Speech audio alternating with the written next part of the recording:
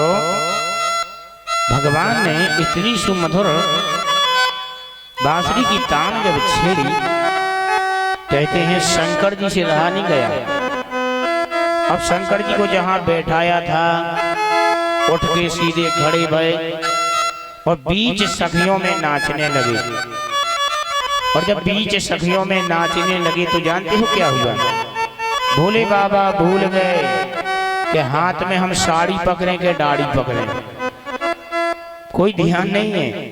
और जैसे भूले दाढ़ी पकड़े हैं, साड़ी तन से सरक गई, तन से साड़ी सरक गई। अब दाढ़ी पकड़ के नचते हैं और जैसे ही नृत्य करते चले जाते हैं, दौड़ी मैया पार्वती, अरे क्या कर रहे हो? बोले क्यों? अरे ये तन बदन का तो होश रखो। जैसे किया तो देवी क्या करें, यही तो रास है। रास वही है जो सब चीजें भूल करके भगवान की उसमें मगन हो जावे, यही है रास की। नहीं बताओ, बात सही है। और अब पार्वती ने पकड़ के कहा भी यहाँ से हिलना नहीं। जैसे तैसे फिर बैठ गए भोले बाबा। और जैसे ही पुनः फिर से बांसुरी की तान छिड़ी ना, फिर नहीं रहा गया इसे। और जब फिर रहा नहीं गया तो अभी तो साड़ी की कसर थी, अब तो पीठ ईट सब दिखने लगी। अब पुरुष की पीठ अलग से दिखेगी नहीं। पार्वती दौड़ी दौड़ी, अरे यहाँ भोले बाबा थे। भोले बाबा 20 सखियों में लगे नचने। और जब 20 सखियों में नच रहे हैं भोले बाबा, दौड़ के पार्वती ने एक घूसा दिया। क्या कर रहे हो ये? अरे हमारी पोल खोल दोगे क्या? अरे बोले तुम्हारी पोल क्या तुम नहीं नृत्य कर रही हो? बोले तो हम गोपी हैं, तुम गोपी थोड़ी हो। तो बोले क्या करें? इतने में भगवान कन्हैया ने बांसुरी बंद करी तो सबरी सखियां मौन खड़ी शांत। पार्वती ने जल्दी जल्दी करके बोले घूंघट डालो। अब एक हाथ की दाढ़ी तो एक हाथ का घूंघट पकड़ के फिर बैठ गए। और जैसे पकड़ के बैठे, कन्हैया मुस्कुराने लगे। बोले सुनो, अब तो हमें सब सखियों से गाना सुनना है। पार्वती ने एक और दाव बोले आप क्या करो महाराज? शंकर जी बोले सुनो, कहूँ हमने अपनी भाषा में गाओ तो आदि गोपियां नहीं बचने। सो पार्वती बोली हमारा तो सोई थे नाम खराब होने, खैर हम बचाए ले रहे अभी। अब गोपियां भी बड़ी विचित्र। गोपियां बोली हमें नहीं चीनत, जे हमें चीनत पे चीनत, सब एक दूसरे के परिचय। अच्छा वोट कितने गिरत जो को घूंघट ज्यादा डाले हो। अच्छा इनमें सब में ज्यादा घूंघट को डाले शंकर जी, सबसे बड़ा एक हाथ को घूंघट। आप बोले तो बोले एक ही उपाय है। बोले का? अब नहीं बच रहे तुम। तो शंकर जी मन ही मन में कन्हैया जी से कह रहे कि सुनो, सबरी पोल खोलवाने का। बोले नहीं, बोले हम ये कह रहे हैं काम बना दो केवल और हम अभी निकल जाएंगे। तो सखियां बोली सबको नाम सबको जानत, लेकिन एक जन नई सखी बैठी ई को नाम को नहीं जानत। अब जब नई सखी को कन्हैया ने नई सखी को बड़ो सुंदर नाम रख दो का चंद्र सखी। बोलो चंद्र सखी की जय हो। आज भी देखो हर नाम में छाप लगी। चंद्र सखी मोहन की लीला, चंद्र सखी मोहन को झगड़ा, चंद्र सखी छवि कालो बड़न, है कि नहीं? तो चंद्र सखी कौन है? शंकर जी को नाम रख दो कन्हैया ने चंद्र सखी। और एक नाम और रखो अच्छो, बोले गोपेश्वरी। क्या रख दो? कहते गोपियन की जय ईश्वरी। अब गोपेश्वरी और धन्य है हमारे प्रभु। अब रहस्य जब चला तो कितने दिन चला? बोले एक दिन, बोले नहीं 2 दिन, बोले नहीं, बोले 1 महीना, बोले नहीं 6 महीना रास चला। और बोले जब 6 महीना रास चला तो क्या दिन नहीं हुई, क्या रात नहीं हुई? बोले दिन भी हुई और रात भी, लेकिन जहाँ सूरज वहीं रुक गया, चंद्रमा जहाँ वहीं रुक गई, तो 6 महीना का एक दिन बन गया। अब किसी को पता नहीं कि दिन है कि रात है। और जब किसी को पता नहीं तो आज सुंदर रासलीला में भगवान का यहाँ वर्णन आता है। और रासलीला में यहाँ कहते हैं आगे वर्णन आता है कामदेव को भी घमंड हुआ। किसको घमंड? कामदेव को। तो भगवान कामदेव के घमंड को भी दूर करते चले जाते हैं। और आगे एक समय क्या हुआ, नारद जी ने विचार किया कि कंस तो मौन बैठे हैं, अब कंस के पास चलना चाहिए। अच्छा, कंस के पास क्यों चलना चाहिए? बोले इसलिए जाना चाहिए कि वहां अपन को आगे की विधि भी तो बताना है। अगर दैत्य का घड़ा जल्दी ना भरे तो काम कैसे बने, ये बताने के लिए चलते हैं। और कंस से कहते हैं, अरे भैया कंस ने कहा क्या बात है नारद जी? बोले बताओ, तुम बिल्कुल मौन बैठे, कुछ कर भी नहीं रहे और तुम्हारे मारने वाला काल दिन प्रतिदिन बढ़ रहा है। कंस बोले करें भी क्या? बोले क्यों? बोले पूतना से लगा करके, पूतना शक्तासुर संकट व्यंजन अघासुर बकासुर धेनकासुर एक भी लौट के नहीं आए। और जब एक भी लौट करके नहीं आए तो आप भी बताओ हम क्या करें? बोले उपाय है तुम्हारे पास। बोले अभी तो वो आपने वहां भेजे मारने के लिए। बोले हाँ, लेकिन अब कृष्ण और बलराम को कहीं यहाँ बुला लिया जाए तो? बोले इससे अच्छी बात क्या है, लेकिन आएंगे कैसे? अच्छा बताओ, अपन को जैसे दुश्मन को बुलाना है तो क्या करना चाहिए? अब कंस तो दुश्मन है कि नहीं? अब बुलाना किसको है? कृष्ण और बलराम को। तो नारद जी ने बड़ी सुंदर बात कही, अगर उनको बुलाना है तो एक काम करो, तुम्हारे पास अक्रूर जी हैं। और बोले अक्रूर जी का काम बहुत बढ़िया है। अक्रूर जी नंद बाबा उन पर विश्वास ज्यादा करते हैं। तो ऐसा करो कि आज अक्रूर जी को भेज लो। और यहाँ अक्रूर जी को बुलाया गया। अक्रूर जी जब आए, अक्रूर जी ने कहा आदेश कहें राजा। जानते हो क्या हुआ? यहाँ कंस ने कहा तुम्हें कल कृष्ण और बलराम को लेने जाना है। तो अक्रूर जी बोले लेने तो हम चले जाएंगे, लेकिन कुछ बहाना तो बताओ। तो बोले यहाँ धनुष रंगमंच का कार्य रखा जाए और इसीलिए आप उनको लेकर के आ जाओ। आज कंस के कहने पर अक्रूर जी बैठ गए बिल्कुल। और अक्रूर जी जब बैठ गए, अक्रूर जी मन में विचार कर रहे हैं कि जाएं कि ना जाएं। आज अक्रूर जी की दशा ऐसी हो गई जिस प्रकार जब राम जी के गुरु जी राम जी को लेने गए तो दशरथ की स्थिति यही बन गई थी। कैसे? आज संत दरवाजे पर आए मांगने के लिए और इन्हें भेजे कि ना भेजे? तो राम जी ने एक ही बात कही थी, क्या? कि चारों सुत मोहि प्राण की नाई। चारों सुत मोहि प्राण की नाई।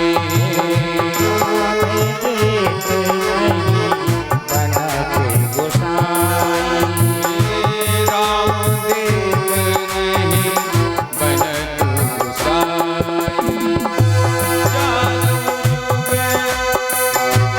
चारों सुत मोहि प्राण की नाई। राम देत नहीं बनत गोसाई।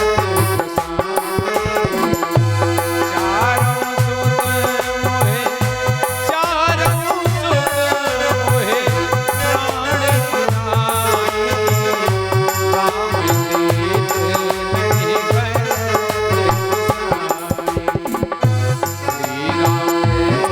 जय राम जय जय राम। श्री राम जय राम। चारों सुत मोहि प्राण की नाई और राम देत नहीं बनत गोसाई। आज बिल्कुल स्थिति यही बन गई। जानते हो अक्रूर जी मन में विचार कर रहे हैं कि अगर नहीं जाएंगे तो ये दैत्य हमें अपने हाथों से मार देगा। अगर जा रहे तो वहां नंद बाबा क्या कहेंगे कि बताओ हमारा मित्र और हमारे बच्चों को ले जाके कंस के द्वारा मरवा देगा। अब इन्हें याद आ गई, बोले जाना तो चाहिए। बोले जब पूतना से लेकर के आज तक कोई लौट के नहीं आया तो है तो भगवान, है तो शक्तिशाली, लेकिन ऐसे पुरुष के दर्शन करके क्यों ना मरे। तो बोले क्या करें, बोले चलो चलना चाहिए। अक्रूर जी ने रथ को सजाया और रथ को सजा करके ले जाते हैं कहाँ, नंदगांव। और जैसे गोकुल में आते हैं, कन्हैया गायों को लेकर के आ रहे थे और जैसे गायों को लेकर के आ रहे थे उसी समय क्या हुआ, उसी समय अक्रूर जी का रथ मिल गया। और जैसे अक्रूर जी का रथ जब मिल गया तो अक्रूर जी के रथ को पाते ही देखा, समझ गए, अरे काका आप मथुरा से आए हो। बोले हाँ। अच्छा तो आप हमें ये बताइए, आप जब मथुरा से आए हो तो कुछ ना कुछ कारण है। बोले आप कौन हो, बड़ा प्यारा परिचय दिया। बोले हमारा नाम है कृष्ण और ये हमारे बड़े भाई हैं। बोले बस हम तुम्हें ही लेने आए हैं, चलो। कन्हैया ने ले जाकर के नंद बाबा से भेंट कराई। नंद बाबा से जब मिले, नंद बाबा ने कहा भैया बहुत दिनों में आए हो, अच्छा बात क्या है। पूरी राम रहीम करने के बाद में बोले हम तुम्हारे दोनों पुत्रों को लेने आए हैं। अच्छा दोनों पुत्रों को लेने आए हैं। बोले हाँ। आज नंद बाबा बोले भैया अगर हमसे जो कुछ और मांगना है मांग लो, लेकिन हमारे पुत्रों का मत कहो कि पुत्रों को लेने आए। बोले क्यों। अच्छा आप बताओ, ऐसी कोई माँ है कि जो अपने लड़का को कहते मारने को चले जाओ। अच्छा कोई पिता है क्या ऐसा कि जाओ चले जाओ। सबको अपने पुत्र प्यारे हैं, कि नहीं। आज ये तो परमात्मा नंद बाबा को जब देखा और नंद बाबा को देख करके बोले आज तो जरूर इनकी मति को बदल देना चाहिए। अच्छा मति को क्यों बदला। बोले जैसी मति अगर यही इस प्रकार की रही तो हम नहीं जा पाएंगे। नंद बाबा के पास गए और मति को जब बदला, मति के बदलते ही नंद बाबा ने कहा चलो ठीक है। इतने में यशोदा, और यशोदा को पता चला कि मेरे भैया कन्हैया जा रहे हैं, तो कन्हैया को समझा रही है। कन्हैया ने मैया की भी मति बदल दी। अब गांव में पता चला लोगों को कि कन्हैया कल सुबह मथुरा जा रहे हैं, तो पूरी गोपियां ग्वाल यहाँ तक की गायें जाकर के कन्हैया जाग नहीं पाए कि दरवाजे पे खड़े हो गए। क्यों खड़े हो गए, इसलिए खड़े हो गए कि आज कन्हैया मथुरा जा रहे हैं। और जैसे ये प्रेम देखा, अक्रूर जी बाहर निकले, कन्हैया रथ में बैठे, पूरे गोपी ग्वाल कहने लगे अरे कन्हैया अगर जाना है तो चले जाओ, हम रोकने नहीं आए हैं, लेकिन इतना काम करते जाओ, हम सब लोग आगे लेटे हैं और तुम रथ ऊपर से निकालते जाओ। बोले क्या कह रहे हो आप, ये बात आप क्या कर रहे हो। बोले हम जानते हैं कि तुम मानोगे नहीं, क्योंकि हटी तो तुम पहले से हो। कन्हैया नीचे उतरे, ग्वाल बालों को समझा रहे हैं, गोपियों को समझा रहे हैं। गोपियों ग्वाल को सबको समझाया, और जब सबके समझाने के बाद में क्या देखा, सबको समझाने के बाद में आगे देखा गायों का प्रेम। आगे गायें खड़ी, गायें रो रही हैं, और जब गायों को रोते हुए देखा और रोते गायों को देखा, अक्रूर जी समझ गए मैं कितना पापी हूँ, मैं कितना निर्दयी हूँ। लोग क्या कहेंगे कि आज अक्रूर जी कृष्ण और बलराम को मथुरा ले गए। अक्रूर जी के भाव देखो, अक्रूर जी के हाथ से डोर छूट गई। कन्हैया अब मैं मथुरा नहीं जाऊंगा। कन्हैया बोले क्यों। अगर भी मथुरा जा रहा हूं तो निश्चय ही कंस तुम्हें मारेगा। कन्हैया मुस्कुराने लगे, काका चिंता मत करो। और सबको समझाते चले जाते हैं। आगे रास्ते में जब यमुना मिली और यमुना जैसी मिलती है ना, तो कन्हैया समझ गए कि काका को मालूम नहीं कि मैं कौन हूं। अब इन्हें दिखा देना चाहिए, दर्शन करा देना चाहिए। आज जैसे ही इन्होंने अपना स्वरूप बदला, काका जी से कहा, काका रथ रोको, मुझे जलपान करना है। और रथ जैसे ही रोका गया, अक्रूर जी पानी पी रहे। और यहाँ रथ में देखा तो अक्रूर जी रथ में चलते हुए रास्ता में, माने जहां देखे वहां कन्हैया। अक्रूर जी विचार करने लगे कि भैया समझ में नहीं आ नहीं रही, असली कौन और नकली कौन। जहां देखे वहां कन्हैया। अक्रूर जी बोले, अब मुझे क्या करना चाहिए? चलना चाहिए, क्योंकि ये पारब्रह्म परमात्मा ही है। और सीधा रथ हाँकते चलते जाते हैं। और जब सीधे रथ को हाँकते चलते जाते हैं और रथ सीधा मथुरापुरी लगा दिया। और जैसे मथुरापुरी लगता है रथ, तो सबसे पहले भेंट कहाँ होती है? किससे होती है पहले भेंट? सबसे पहले भेंट रजक से हुई। और रजक से हुई, अभी तो अपने पीताम्बर वाले थे। और जब ये पीताम्बर वाले थे तो बोले, दाऊ कितने सुंदर सुंदर वस्त्र टंगे हुए हैं, और मन करता है ये प्यारे वस्त्र अगर अपन को मिल जाए तो आनंद आ जाए। अच्छा, नए कपड़े अपने नहीं पहनना चाहता, बताओ सब चाहते कि नहीं? तो दाऊ बोले, देखो भैया अपनों गांव नहीं जो, ये मामा कंस की नगरी है, यहाँ अच्छे से रहना। तो कन्हैया बोले, हम बुरे थोड़ी हैं, मांगने जा रहे, दे देगा तो ठीक, नहीं देगा तो ठीक। अब कन्हैया गए उस रजक के पास, धोबी के पास। बोले, भैया एक काम करो, इसमें से एक कोट हमें दे दो, ये पीला, और ये नीला हमारे भाई को दे दो, दाऊ को। अब उसने नीचे से ऊपर देखा, बोले, अरे ग्वाले, तुम्हारे बाप ने पहने क्या एक ऐसे कपड़े? बोले, क्या कह रहे हो? दाऊ बोले, देखो मैंने कहा ना था कि अपना गांव नहीं है, ये गांव किसका है? मथुरा है। कन्हैया बोले, तो इनको भी प्रसाद अपन को देने, क्या करना प्रसाद? तो बोले, भैया ठीक है, नहीं दोगे? बोले, नहीं। भगवान ने पकड़ के बालों को ये घूंसा दिया कि सीधे। और जानते हैं कौन है धोबी? ये कोई और नहीं, ये धोबी वो है, इसने पूर्व जन्म में सीता मैया को कलंक लगा दिया था। क्या लगा दिया था? कलंक। ध्यान देना, सीता जैसी नारी, सीता जैसी पतिव्रता नारी, और इसने कलंक क्या लगा दिया था? एक समय इसकी पत्नी गाने बजाने में आगे थी। अब ध्यान देना, गाने वाले व्यक्ति का समय नहीं होता है। बताओ, रागी बागी त्यागी, इनका कोई समय नहीं है क्या? जहां राग हो गए वहीं रात निकल जाती कि नहीं? फिर राग में आगे थी, और राग में आगे थी तो एक समय लेट हो गई। तो ये रजक क्या बोला, अरे पगली, मैं वो राम नहीं जो सीता को लंका में रखे थे और फिर जाके अपने आश्रम में रख लिया। राम जी के कान में ये आवाज पहुंच गई।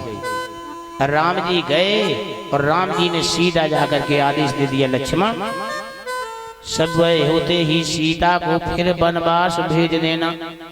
लक्ष्मण जी बोले, भैया सीता मैया को क्यों आप परेशान करते हो? कितनी परीक्षा ली, अग्नि परीक्षा, धरणी परीक्षा, प्रतिज्ञा, और फिर भी आप कह रहे हैं वन में छोड़ देना। अरे प्रभु कुछ तो कृपा करो। राम जी बोले, जनता को आप नहीं जानते, ये जनता किसी की नहीं भाई, ध्यान देना, ये जनता वास्तव में किसी की नहीं है। कब कहाँ पलट जाए, राधे राधे, है क्या किसी की? बताओ, ये राजा दशरथ की नहीं भाई। राम जी सीधे पहला से कर लेते थे, दशरथ उल्टे से, वो भरत जी उल्टे से। तो जब भरत की नहीं भाई तो फिर किसी की हो सकती है क्या? तो इधर धन्य है। आज वही कलंक जब इसने लगाया, इसको पता चला मेरे कारण सीता मैया को वन मिल गया, जा करके हाथ जोड़ करके राम जी के सामने गया, प्रभु हमें माफ कर दो, क्षमा कर दो, गलती बन गई हमसे। बोले गलती बन गई? बोले हम तो वो तो मर्यादा पुरुषोत्तम राम है, कैसे मार दें बताओ? बोले भैया इस युग में तो हम तुम्हें नहीं मार सकते हैं, लेकिन अगले युग में मैं कृष्ण बन करके आऊंगा और तुम्हारा उद्धार करूंगा। आज वो धोबी कौन है? आपके पट में बना होता है, आप लोग पूजा करती कि नहीं? नहीं भाई, उसी में नाम लिखा है। क्या लिखा है? दादा कौन है वो बताओ? उसका नाम है ढूंढा धोबी। होता है पट में लिखा होगा, देखना कभी भी। क्या है? ढूंढा धोबी। आज सर्वप्रथम भेंट उससे भाई, उसका उद्धार करते चले जा रहे हैं। फिर एक दर्जी से भाई, दर्जी को भी वरदान दिया कि जाओ तुम्हारी द्रव्य दृष्टि कभी कम नहीं होगी। ये दर्जी भी कम नहीं था। इसने राम अवतार में, राम जी राजा बनने वाले थे, और जब राम जी राजा बनने वाले थे, सुबह पता चला कि राम जी वनवास हो गया। राम जी को क्या हो गया? वनवास। और जब राम जी को वनवास हो गया तो बेचारे को रात दिन नींद नहीं आई, राम राम कहते प्राण दे दिए। भगवान भी बोले चिंता मत करो, अगले युग में मैं तुम्हारे ही हाथों से कपड़े पहनूंगा। आज वो कृष्ण बन करके आए और वो सुदामा नाम के दर्जी आज अपने हाथ से पेंटरी करके कपड़ा पहना रहे हैं। तो ध्यान देना, पूर्व जन्म की भी मनोकामना पूर्ण करते चले जा रहे हैं। आगे जाकर के एक माली मिला। माली उसने भी भगवान के लिए सुंदर सुंदर मालाएं पहनाई, लेकिन पड़ी नहीं। भगवान बोले चिंता मत करो, तुम्हें भी हमारा काम करना है। और ये जब रास्ते में मिलती है ना, तो इन्होंने भी सुंदर माला पहना दी। और जब सुंदर माला पहनाई तो भगवान बोले इसको भी कुछ देते चलो। बोले जाओ तुम पत्थर पर भी पौधा रख दोगे, हरा भरा रहेगा। आज भी माली देखो रहता कि दर्जी को भी भगवान ने वरदान दिया, तुम्हें चश्मा नहीं लगेगा, फटाफट सुई धागा डालते रहोगे। दर्जी के साथ में अपन धागा डाल दोगे? बताओ डाल दोगे? नहीं डाल सकते। ये वरदान देते चले जा रहे हैं। और फिर रास्ते में और आगे बढ़े, एक बिल्कुल कुबड़िया, जो कि सुंदरी नहीं थी, कुबड़ी थी, जिसका नाम था कुब्जा। क्या नाम था? कुब्जा। और ये जाती थी राजा कंस को चंदन लगाने। और राजा कंस को चंदन लगाने जब जाया करती थी, उसी समय भगवान कन्हैया बोले देवी। अब इसने मुड़ के देखा, हमें तो कोई देवी बोलने वाला है ही नहीं। मथुरापुरी में तो सब कुबड़ी बोलते हैं, कुब्जा बोलते हैं, या गई कुब्जा। अब मुड़ के देखा, अरे ये तो पारब्रह्म परमात्मा लगता है कन्हैया। और बोले अरे लगती हैं आप वही हैं नंद बाबा की चूड़ी? बोले हाँ। बोले तो एक काम करो, कंस को तिलक बाद में, सबसे पहले तुम्हें। आज उसने जब तिलक लगाया समझ गए। बोले बलराम जी से दाऊ इनको भी कुछ दे दो। हाथ रखते ही ये बड़ी सुंदरी बन गई। क्या बन गई? सुंदरी बन गई। सब पर कृपा करते चले जाते हैं भगवान। और जैसे प्रथम द्वार में पहुंचते हैं, यहाँ कुबड़िया पीर नामक एक हाथी छोड़ दिया जाता है। और जब हाथियों को छोड़ा तो भगवान समझ गए। कन्हैया बोले दाऊ तुम्हारा नाम है बलराम, आगे आप हो जाइए। तो बलराम जी ने युद्ध किया, कुबड़िया पीड़ का नाम जो हाथी था उसका भी उद्धार कर दिया। और इसको मारते हुए आगे बढ़ते चले जा रहे हैं। फिर दो योद्धा थे, चाणूक और मुष्टक। एक के पास में 30 हाथी का बल था। और जब एक के पास में 30 हाथी का बल, तो बोले क्या किया जाए? जाते हैं प्रभु, जो धनुष रखा था ना, उस धनुष को तोड़ा। कंस ने आदेश दे दिया, चाणूक मुष्टक जाओ दोनों को मार दो। कुछ समय तक युद्ध हुआ और लड़ते लड़ते जाकर के चाणूक और मुष्टक का भी उद्धार कर दिया। और जब चाणूक मुष्टक का उद्धार हुआ,